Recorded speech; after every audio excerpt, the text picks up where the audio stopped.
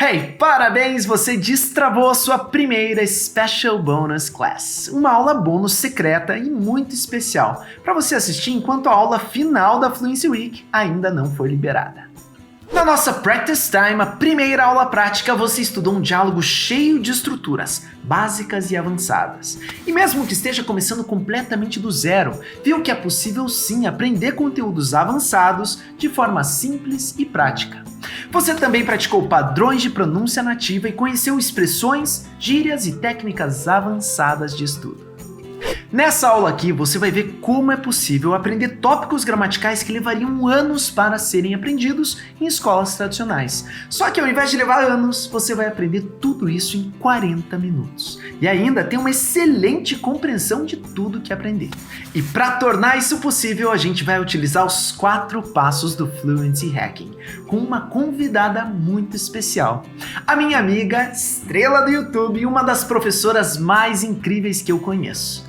Jackie Katzis, do canal Ask Jackie. E muito importante, se você ainda não assistiu às primeiras aulas da Fluency Week, pausa agora esse vídeo e assiste. Aí sim você vai estar pronta para realmente absorver todo o conteúdo dessa aula. Se você já assistiu, estamos prontos para começar. Hello everyone! Sejam muito bem-vindos. Eu sou a Jackie e estou muito feliz por estar aqui com vocês na aula prática de gramática do Fluency Week. Para vocês que não me conhecem, meu nome é Jackie. Eu sou de Chicago, Illinois, nos Estados Unidos e sou professora mestre no ensino de inglês, especialista no ensino de inglês para brasileiros ou falantes de português. Hoje a aula é muito legal. A gente vai aprender sobre past modals, que parece uma coisa muito difícil, mas não é. Porque você vai aprender uma coisa meio avançada, inclusive, mas de forma bem simples, descomplicada. E, além disso, você vai saber exatamente em quais situações você precisa utilizar esses past modals. E uma coisa que é muito parecida com o português. Então, vamos começar? Ok, não sei se vocês lembram, mas no diálogo que vocês escutaram, tinha algumas frases com past modals. Uma das frases era I should have arrived on Friday, but my flight was canceled. I should have arrived on Friday, but my flight was canceled, okay? I should have arrived on Friday, but my flight was canceled. It's should have arrived. Eu deveria ter chegado. E, em outro exemplo, a gente viu could have utilizado. I could have started earlier, but in any case, I really like it. I could have started earlier, but in any case, I really like it. Esse could have é a contração de could have. I could have started earlier, ok? Could have started. Eu poderia ter começado, ok? Então, na aula de hoje, a gente vai ver como utilizar should have, could have e would have no inglês e o que significa isso no português. E agora me diz uma coisa, você sabe como dizer em inglês deveria ter feito, poderia ter feito ou teria feito em inglês? Parece complicado, né? Ok, aqui embaixo vocês vão ver, deveria significa should, né? A gente usa should para dar conselhos, falar o que você deveria fazer ou não deveria fazer, né? Então, should significa deveria. Ter é o verbo have, né? Feito é o particípio do verbo fazer. E fazer significa do, certo? Done é o particípio do verbo do. Então, é basicamente uma tradução da pé da letra que é muito simples. Também a gente tem poderia ter feito. Poderia significa could, ok? Could, o modal verb could. Ter, de novo, have. Feito, de novo, done. E would. Would, quando a gente usa would antes de outro verbo, é o equivalente de verbo ia no português. Então, would have é teria. Would go, iria. Would do, faria. Would live, moraria. Would eat, comeria. Eu acho que já deu para entender, né? Então, would have é um pouquinho diferente, mas a gente simplesmente tem have, ter, teria. E feito, de novo, é done. Ok? Então, a gente vai ver vários exemplos utilizando essas três estruturas aqui. Would have, o particípio, could have, o particípio, e should have, e o particípio. Got it? E é importante prestar muita atenção na pronúncia que vocês estão ouvindo, porque muitas vezes você não vai ouvir should have, could have, would have. Fica mais should have ou shoulda, could have ou coulda, or would have, woulda, ok? Então, should have, shoulda, could have, coulda, would have, woulda. Inclusive, o Javi ele vai te dar uma dica muito legal sobre pronúncia de should have, could have e would have agora mesmo. Talvez você já tenha reparado que os falantes de inglês adoram reduzir ao máximo os sons. A gente viu na aula de diálogo, por exemplo, que I am going to pode ser reduzido para I'm gonna. E podemos reduzir ainda mais para I'ma. Lembra?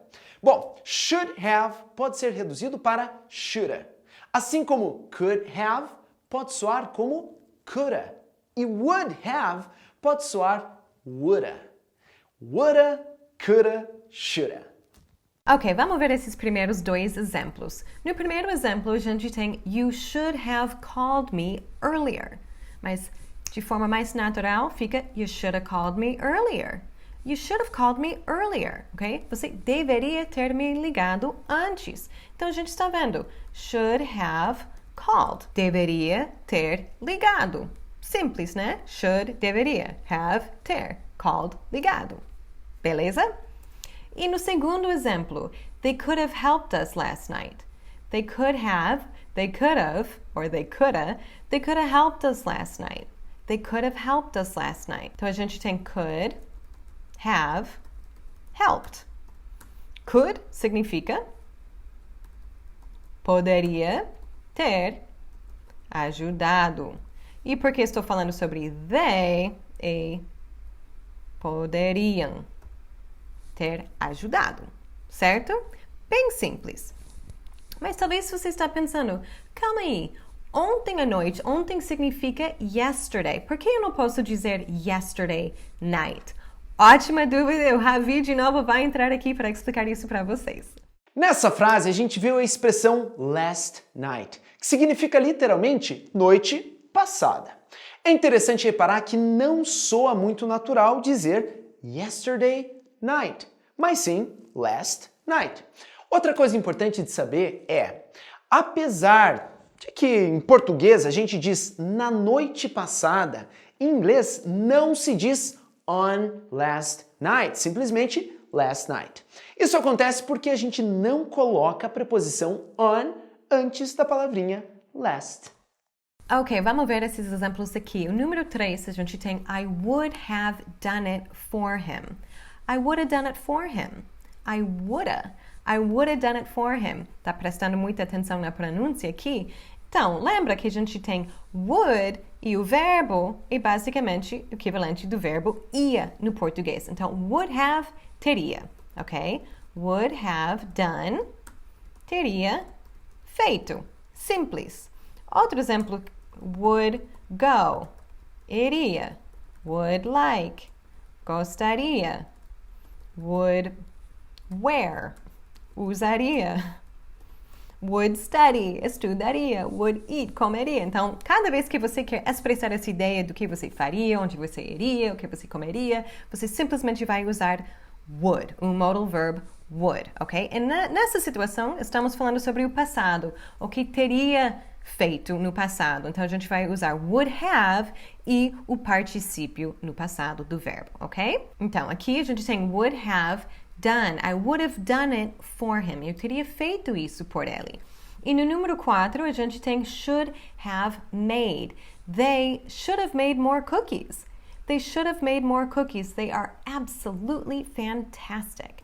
They should have made more cookies. Eles deveriam ter feito mais cookies, né? Então, assim, vocês podem fazer essas comparações entre o inglês e o português e ver como que é uma tradução bem simples mesmo. Ok, no número 5, estamos utilizando could, ok? I could have done it without your help, but thanks a bunch anyway. I could have done it without your help, but thanks a bunch anyway. Alright? Então, aqui, a gente tem could, né? Could e poderia have done, certo? Poderia ter feito. Então, I could have done it without your help, but thanks a bunch anyway. Você já ouviu essa expressão thanks a bunch antes? É um jeito informal de agradecer. E o Javi, ele vai te dar mais exemplos de mostrar sua gratidão em inglês. Como a Jack estava falando, tem muitos e muitos jeitos de agradecer alguém em inglês. É muito legal conhecer esses jeitos para a gente poder sair daquele bom e velho thank you ou simplesmente thanks e nos arriscarmos a usar outras expressões. Então vamos lá, a gente pode dizer em situações informais thanks a bunch, como a gente viu na conversa, thanks a million, thanks a ton, cheers. Cheers! Esse é um jeito bem britânico de falar, de agradecer alguém. You shouldn't have. Você não devia. I owe you one. Te devo uma. Já em situações um pouquinho mais formais, você poderia dizer I really appreciate it. Ou simplesmente I appreciate it. Ou até mesmo I'm eternally grateful for alguma coisa. Então eu sou eternamente grato por algo. E por último, você também poderia dizer many thanks. Many thanks. Tipo, muitos agradecimentos, muitos obrigados, ou algo assim. Alright, number 6. Em número 6. We would have fixed dinner, but we didn't know what to cook. We would have fixed dinner, but we didn't know what to cook. Ok, então aqui a gente tem would have fixed. Would have fixed. Então, vocês já sabem que would have é teria, né?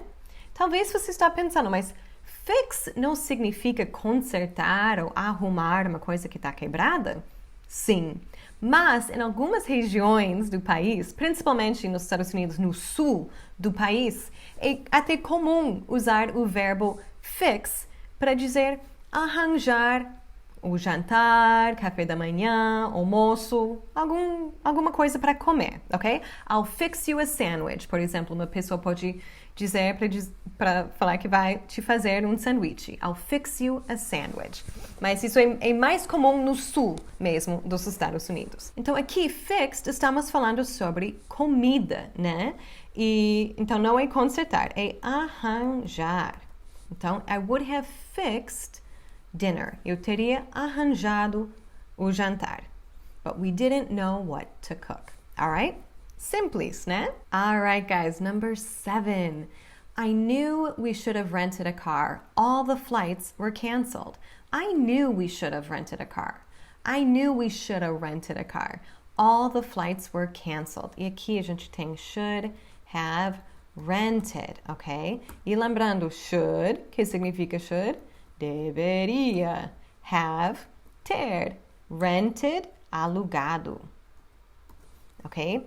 Eu sabia que a gente deveria ter alugado um carro. Todos os voos foram cancelados. All the flights were canceled. E no número 8, a gente está vendo should have e o particípio numa frase negativa. E prestem muita atenção na posição da palavra not, ok? Em português, não vai antes do modal verb, ok? Não deveria ter falado. Mas em inglês vai no meio, ok? Então, should not have talked to him. You shouldn't have talked to him. Shouldn't é a contração de should not, ok? Então, nesse caso, shouldn't have talked.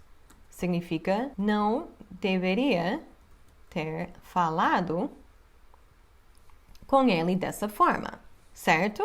Então, é muito importante prestar atenção e anotar essas diferenças, ok? Porque a gente ajuda muito quando a gente consegue ver uma coisa que traduz basicamente da pé da letra do português, entre inglês e português. Mas sempre tem essas situações em que não é assim. E, gente, é muito importante prestar atenção na posição dessas palavras e perceber que, nossa, no português você não deveria ter falado, mas em inglês seria basicamente você deveria não ter falado, tá? Então, a gente coloca a palavra not, que faz a frase negativa depois do modal verb, ok? Então, às vezes fica igual entre inglês e português, mas às vezes não é. Então, a gente tem que prestar atenção nessas situações diferentes. Talvez você está pensando, you shouldn't have talked to him like that.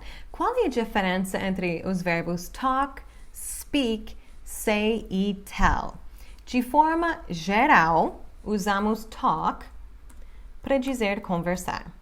Mas, como que você está vendo nesse exemplo, também significa falar. Mas, por exemplo, se estou no telefone conversando com minha mãe agora, eu diria, I'm talking to my mom, ok? Estou falando com ela, estou conversando com ela, ok? Ou se você precisa falar para alguém, precisamos conversar. Seria, we need to talk. We need to talk, que deixa a pessoa meio, o que eu fiz, né? Ou a gente tem speak, né? O verbo speak significa falar. Por exemplo, se eu quero saber, você fala inglês? Eu falaria, do you speak English? Do you speak English? Você fala inglês? E o verbo say significa dizer, ok? Por exemplo, se estou na aula e eu não consegui ouvir o que o professor disse no final da aula, eu quero saber o que o professor disse no final da aula, eu falaria, what did the teacher say at the end of class? What did the teacher say at the end of class? What did the teacher say at the end of class? O que o professor disse no final da aula? What did he say? O que ele disse? E tell usamos para dizer contar ou avisar, ok? Por exemplo, se eu quero te contar um segredo, mas eu quero ver primeiro, posso te contar um segredo? Será que você não vai contar para todo mundo? Posso te contar um segredo? Em inglês seria Can I tell you a secret? Can I tell you a secret? Posso te contar um segredo?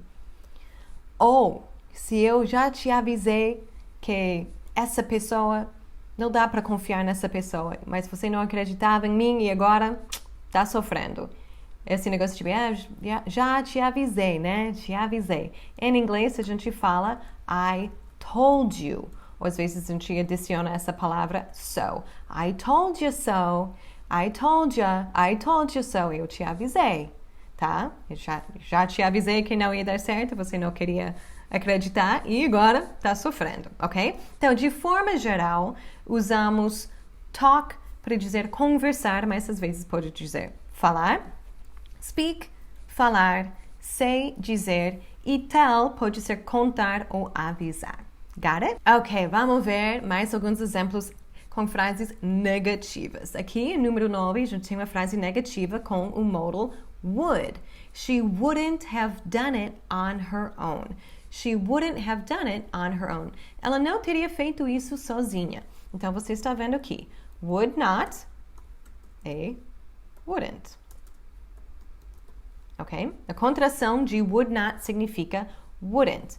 Então, a gente tem wouldn't have done, que em português significa não teria feito. Wouldn't have done é não teria feito. Alright? E on her own. Isso significa sozinha, mas tem várias formas de dizer sozinha ou sozinho. Então, se você quer dizer sozinha ou sozinho, você pode dizer on her, his, my, your, their, dependendo do sujeito own, ok? On my own, se eu fosse o sujeito, I wouldn't have done it on my own. You wouldn't have done it on your own. She wouldn't have done it on her own. Ou você também pode falar alone, sozinha ou sozinho. By myself, se eu fosse o sujeito. By yourself, se fosse você. By himself, se fosse ele. Herself, se fosse ela, ok? Ou também um pouquinho mais formal, você também pode falar unassisted, ok? Que soa um pouquinho mais formal. Mas tem vários jeitos de dizer sozinho ou sozinha, quando você faz uma coisa sem a ajuda de ninguém, alright? Ok, guys, número 10 aqui. Shouldn't you have finished it by now? Shouldn't you have finished it by now? E preste atenção. Na frase anterior, a gente tem o sujeito she, né? Que vem no começo da frase. Mas com perguntas, o you vem depois do modal verb, ok? Então, a gente tem que mudar o sujeito e colocar depois do modal verb. Se essa frase, número 10, fosse uma frase não interrogativa, não uma pergunta, seria you shouldn't have finished it by now, ok? You shouldn't have finished it. Você não deveria ter terminado isso a essa hora, ok? Mas estou criando uma pergunta, tá? Então, vou tirar esse you e colocar aqui depois, tá? Shouldn't you have finished it by now? Você não deveria ter terminado a essa hora, ok? Então, quando a gente quer criar perguntas, tem que mudar a posição do sujeito da frase, ok? Então, aqui vocês estão vendo a contração de should not, não deveria, é shouldn't. Shouldn't, ok? Então, vocês estão vendo aqui que shouldn't have finished significa não deveria ter terminado. Shouldn't, não deveria, have, ter, finished, terminado. Fácil, né? Mas qual é a diferença entre finish e end? Os dois verbos significam terminar, né? Vamos começar com finish. Usamos finish para dizer terminar no sentido de completar ou concluir algo. Por exemplo, I finished the marathon. I finished the marathon. Eu terminei a maratona. Eu concluí. Eu completei a maratona. Alright? Outro exemplo. Have you finished your homework yet?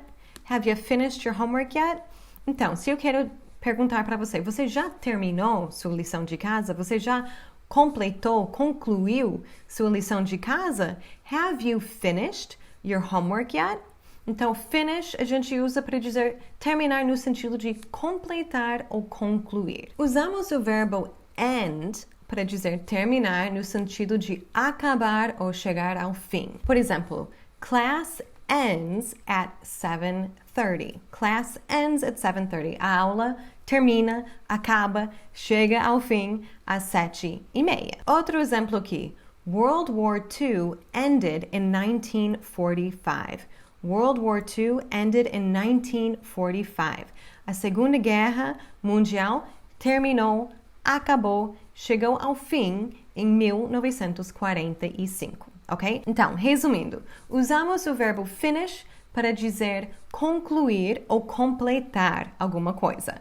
Usamos end para dizer acabar ou chegar ao fim. Got it? Alright, guys, vamos para a reta final. A parte mais importante da aula. Ok, vamos comparar aqui. A gente tem uma frase, Kelly went to the store. E a gente vai usar essa mesma frase, mas a gente simplesmente vai inserir should have, could have or would have e ver como que muda o significado da frase. Então, Kelly went to the store. A Kelly foi à loja. Simples, né? Kelly should have gone to the store, ok? A Kelly deveria ter ido à loja. Agora já tá tarde demais e a gente não tem nada para comer. A Kelly deveria ter ido à loja. Ela deveria ter ido à loja. She should have gone to the store. E Kelly could have gone to the store.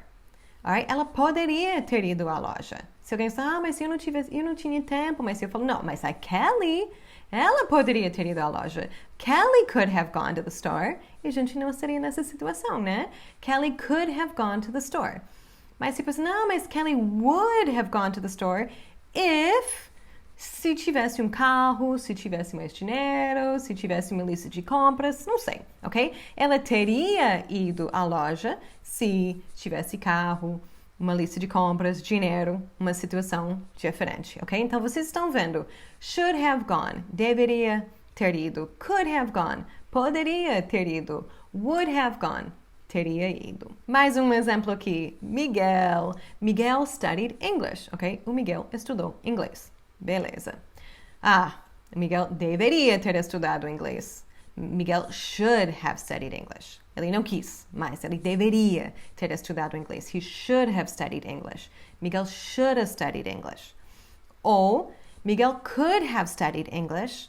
Miguel poderia ter estudado inglês. Ele optou por estudar alemão, ok? He could have studied English. Ele poderia ter estudado inglês. Ele tinha essa opção, mas escolheu outra coisa. Ou Miguel would have studied English if, se tivesse dinheiro, se tivesse tempo, se, sei lá, qualquer situação, ok? O Miguel teria estudado inglês se tivesse dinheiro, tempo ou uma situação diferente, alright? Então, should have studied, deveria ter estudado. Could have studied, poderia ter estudado. Would have studied, teria estudado. E, por último, a última comparação aqui. I won the lottery. Eu ganhei a loteria. Eu ganhei na loteria, não acredito. Mas não ganhei. Eu deveria ter ganhado na loteria.